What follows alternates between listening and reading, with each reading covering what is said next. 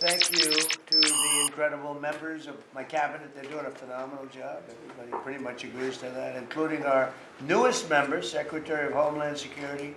One thing we're very disappointed, I'll say it publicly, we're very disappointed with NATO because NATO has done absolutely nothing.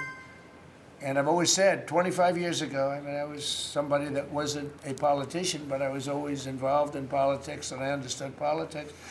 I said 25 years ago that NATO's a paper tiger, but more importantly, that we'll come to their rescue, but they will never come to ours.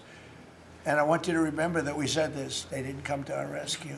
Now they all want to help.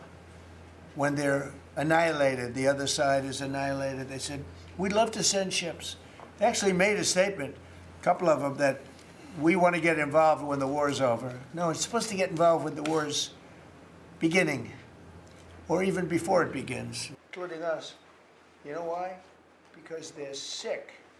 We never really had very much support. You know, we spend trillions of dollars supporting countries, and this is Little League. This isn't the big league deal. This is sort of Little League pool for us. This was an easy, this was, look, we decimated them in a period of a week. In the first week, it was over. In the first few days, it was over. I think the Navy took us 3 days to essentially annihilate that. They weren't there. So if there's ever a big one, which I hope there's not, but if there's ever a big one, I don't think they're going to be there. And that's not fair. And we have to remember that as a country, because we spend trillions of dollars protecting Europe, protecting the countries of NATO. They weren't there for us for small time. This is small time. You know what? Venezuela is a big deal, but it's not the big one. They weren't there. So what makes you think they'd be there if we needed them for something? They wouldn't trade jobs with any of you, except maybe some of the fake media. I don't know. Some I don't see that. We were always there when they needed help. We always would have been there when they needed help. I mean, think of it. We're there to protect Europe from Russia. In theory, it doesn't affect us. We have an ocean, big, fat, beautiful ocean.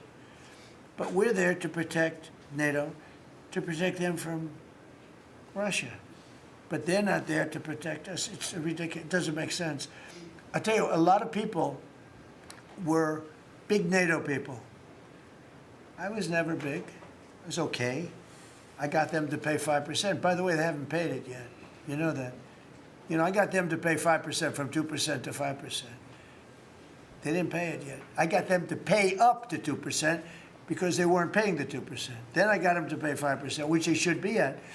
And we had a lot of, oh, that was great, great. Oh, only Trump could do it. But the problem is they haven't paid. Because if you look at the numbers, they haven't paid yet. So we were there for them, but they were not there for us.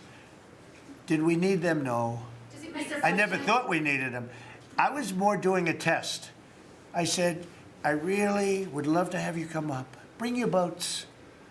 You can sail through the beautiful Hormuz Straits, and you can protect people that are being shot at. They didn't do it. And that's small potatoes. Do you understand what I'm saying? Yeah, I do. That's a tough situation, that whole Ukraine situation. Very, very tough. We're working very hard on getting that one solved.